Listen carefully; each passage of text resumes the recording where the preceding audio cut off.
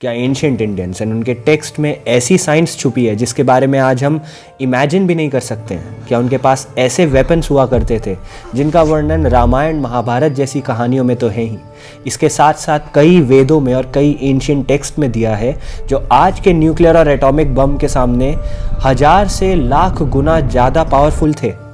क्या उस समय साइंस और टेक्नोलॉजी इतनी हाई थी कि हम क्लोनिंग कर सकते थे और आर्टिफिशियली बेबीज़ को प्रोड्यूस कर सकते थे?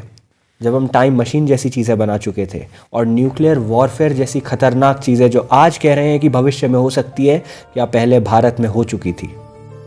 तो इन सब को ध्यान में रखते हुए आज हम जाएंगे इंडिया के एंशिएंट साइंस एंड टेक्नोलॉजीज़ में। मैं हूं आदित्य जोशी और ये वीडियो स्टार्ट करते हैं।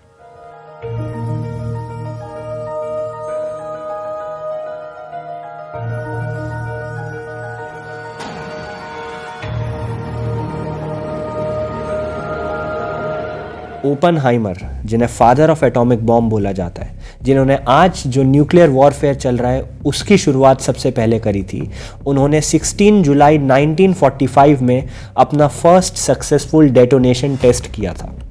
इस फर्स्ट न्यूक्लियर डेटोनेशन टेस्ट में उन्होंने अपनी लेटेस्ट इन्वेंशन को टेस्ट किया था, जो कि था एक न्यूक्लियर बॉम्ब।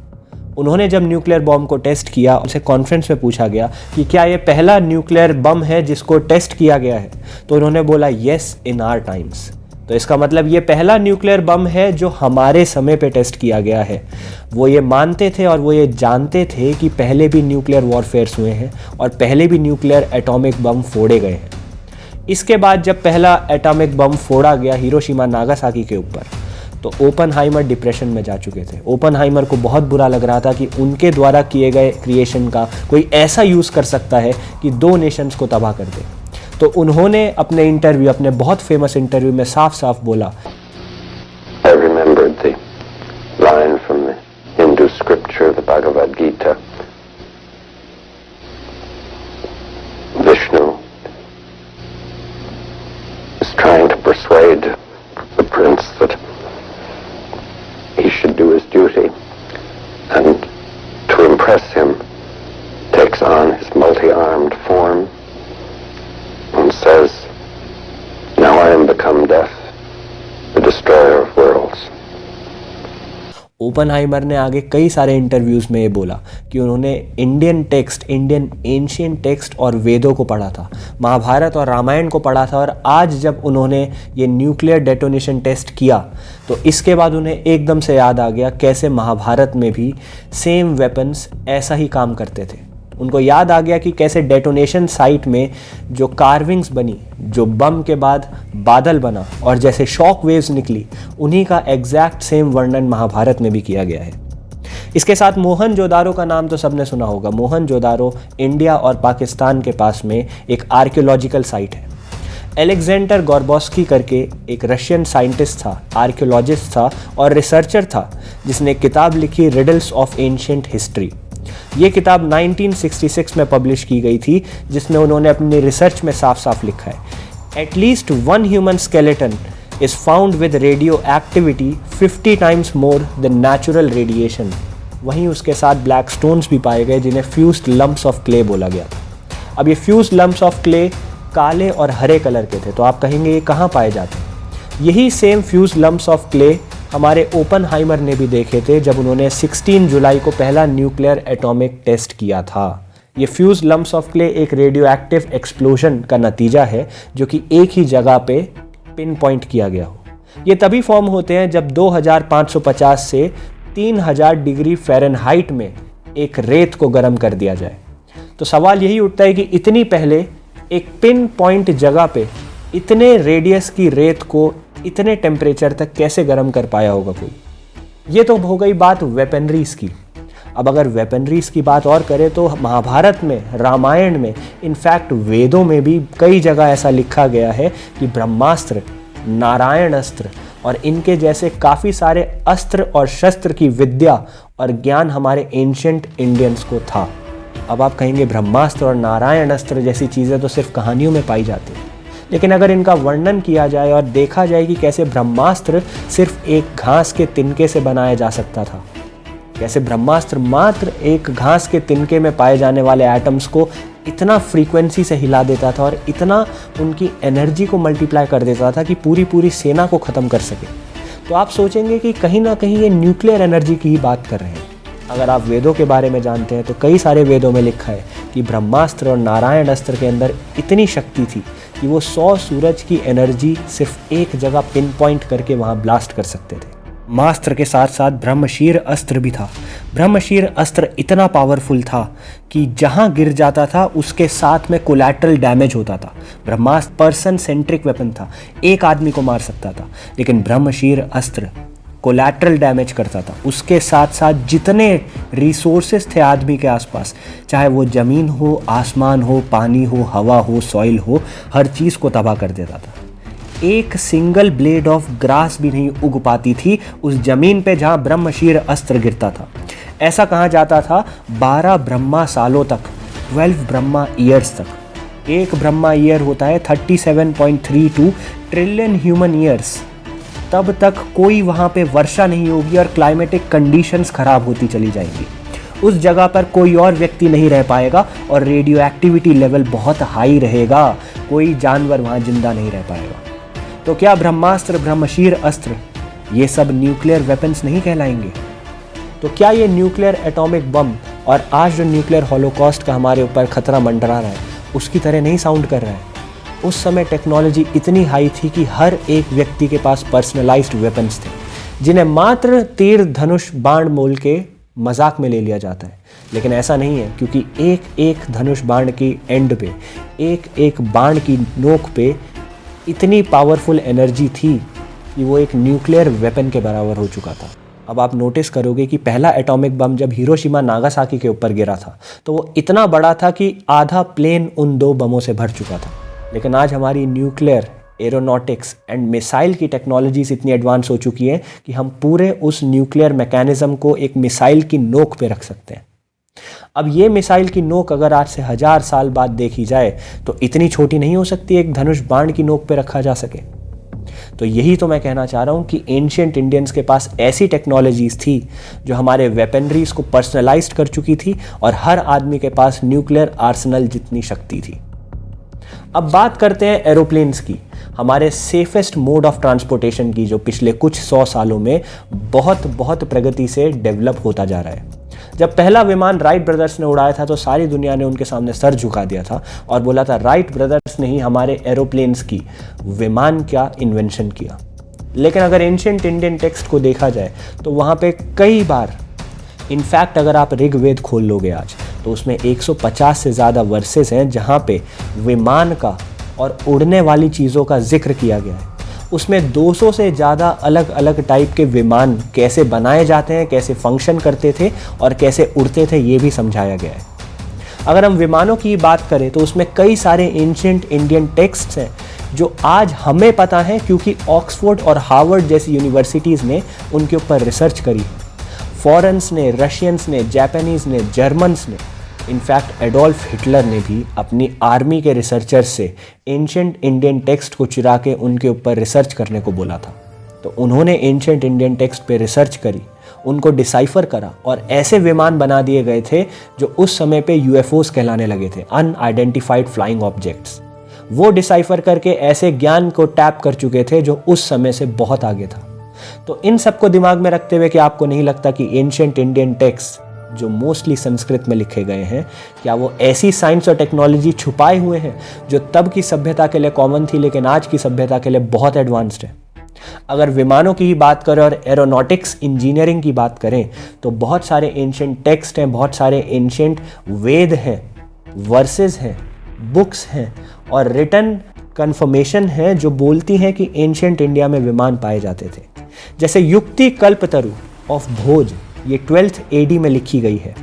150 से 200 वर्सेस ऑफ ऋग्वेद, यजुर्वेद, अथर्ववेद, यहाँ तक कि चैप्टर 31 ऑफ समरांगना सूत्रधारा में ये बताया गया है कि कंस्ट्रक्ट कैसे करते हैं एक विमान को, कैसे मैकेनिक्स वर्क करती थी, कैसे फ्यूल पे वो चलता था, उनकी एफिशिएंसी कितनी थी और कितनी दूर वो एक बारी में उड़ सकता था।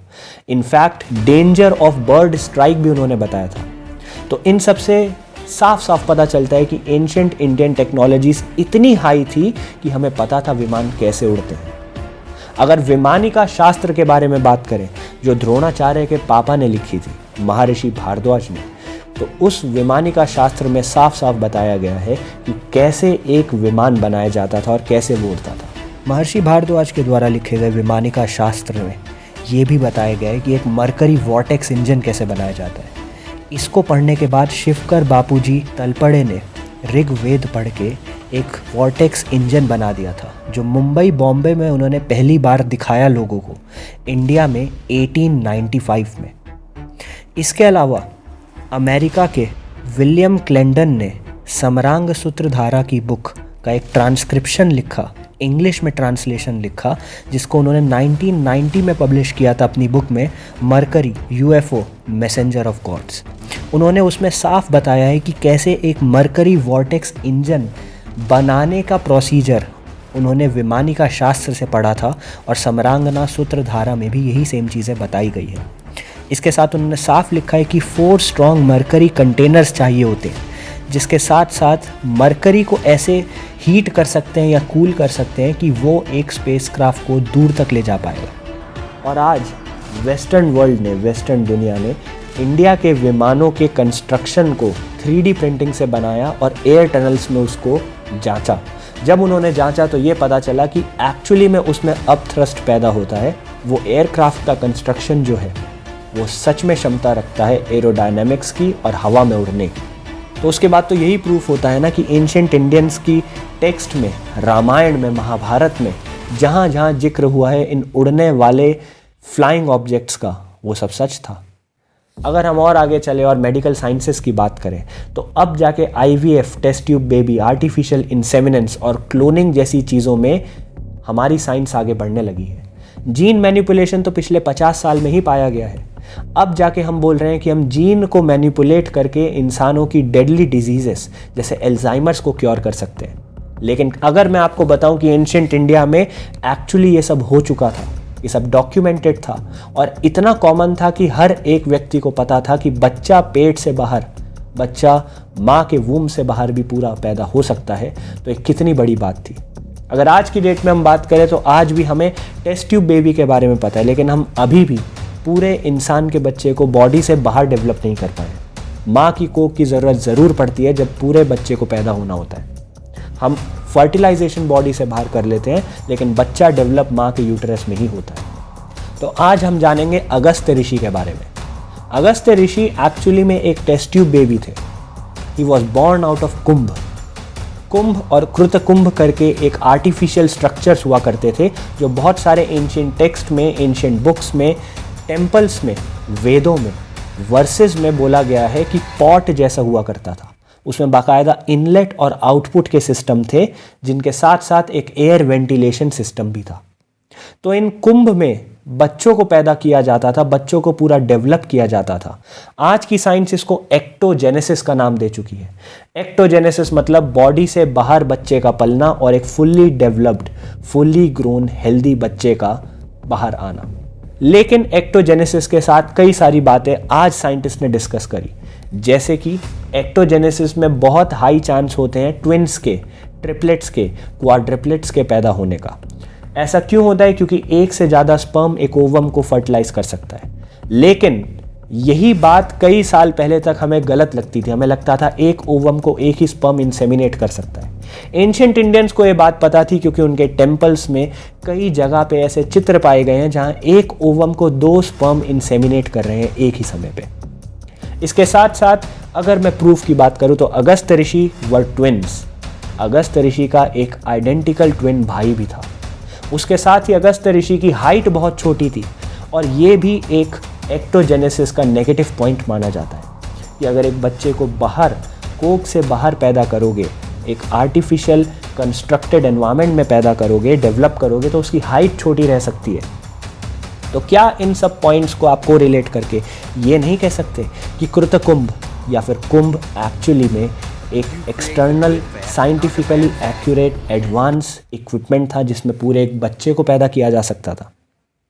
2 स्पर्म अगर एक को फर्टिलाइज करना हम तब जानते थे, जो कि अब जाके साइंस कह रही है पॉसिबल था, तो क्या हमारी साइंस एडवांस नहीं थी? ऋग्वेद में 3 आदमियों का वर्णन किया गया है जिनका नाम था ऋभुस। उन्होंने एक गाय देखी और उनका मन किया कि हमें भी एक गाय चाहिए।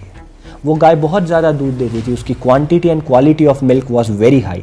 तो उन्होंने क्या किया, उस गाय की स्किन उखाड़ी थोड़ी सी और उसको क्लोन करके उन्होंने सक्सेसफुली एक और गाय अपने लिए बना दी थी, जिसकी quantity, quality and nutritional value of milk was exactly the same.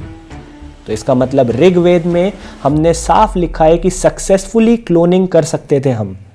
जबकि आज की डेट में अगर हम देखें तो 1997 में पहली बार शीप ब्लैडर से क्लोनिंग की गई थी। इसके साथ ही उन्हें एक बूढ़ा आदमी मिला था जो एक और ऋषि था, उसको एल्जाइमर था और वो सारा अपना नॉलेज और ज्ञान भूलता जा रहा था।